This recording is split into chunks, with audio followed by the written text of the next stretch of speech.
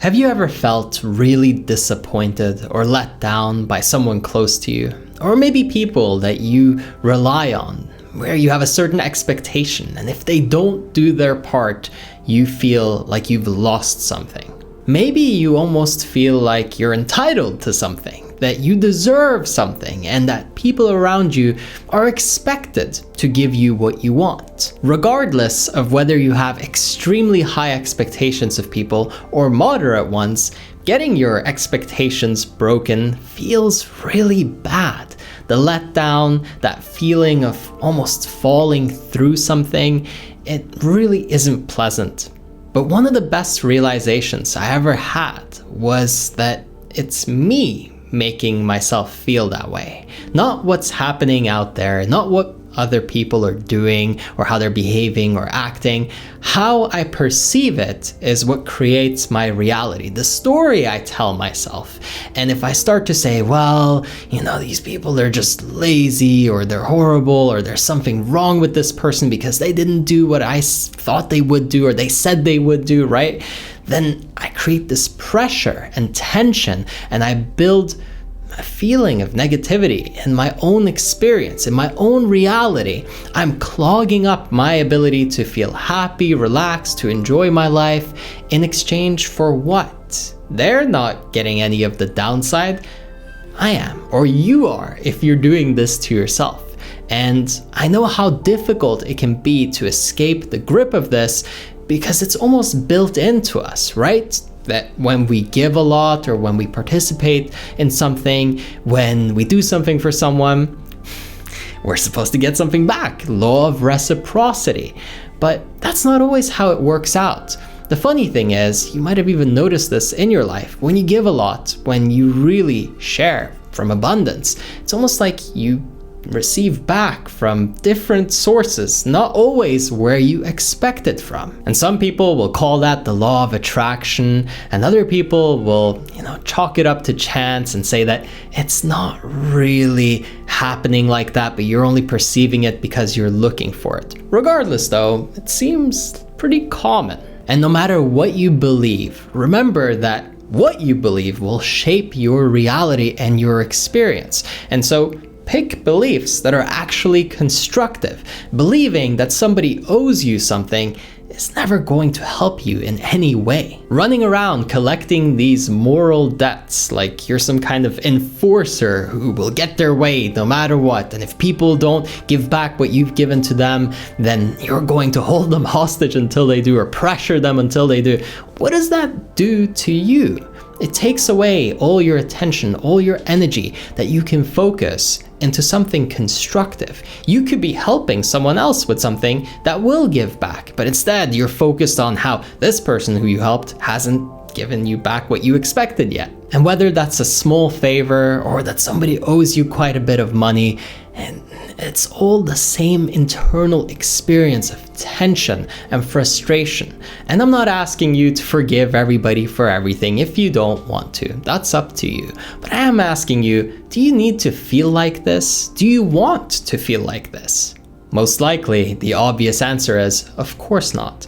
And what's really refreshing to hear and to understand and to realize is, you don't have to. You really don't have to. You can say no to the perception that you have right now, to the reality that you're enforcing on yourself.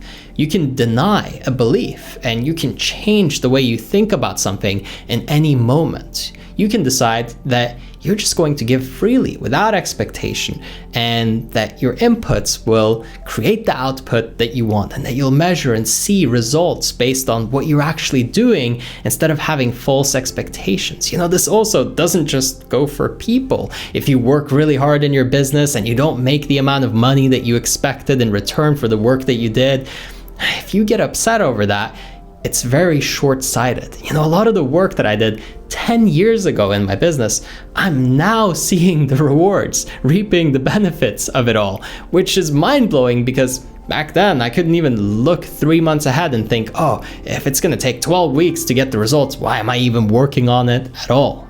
You know how they say patience is a virtue? Well, it truly is. And if you can cultivate this ability to relax, to let go, to stop putting this pressure on yourself and other people all the time, to not make yourself and force other people as well to feel bad, man, like your life just gets way better.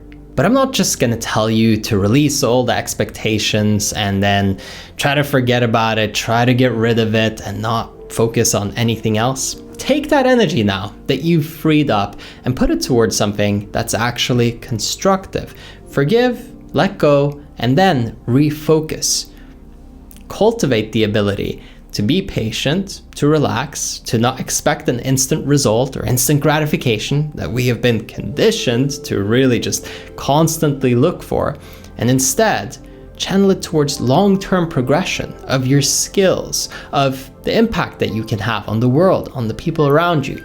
And the more you focus on what you can give, and the more you let go of what you're receiving, the more you will receive. I promise you, because I've been through this transformation myself and I've had hundreds of clients who have made the same shift in mindsets, and the results are remarkable. I remember being really annoyed the first time that it sunk in, that I was just not really giving to give. I was giving so that I could receive. And that if I could disconnect from that ideology, if I could really focus on just being a better person, then good things would start to happen for me. And they did, but not exactly when I expected, the way that I expected it, believe it or not. It all came about in seemingly mysterious ways. The universe almost conspired to help me, really reach my prime in terms of financial success, relationship, my health. I went from being obese to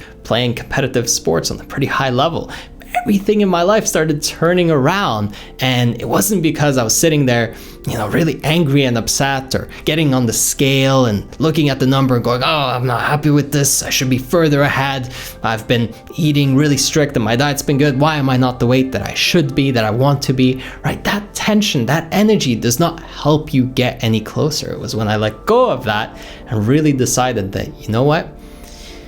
The results will come. I'm going to do my part, and I'm going to keep doing my part. And if I'm not getting the results that I want, then I got to focus on my part again and again and again. You got to keep coming back to your input. You got to keep coming back to what you're doing, not what you want, not what you expect, not what you think other people should be doing for you, what you're doing for you every day.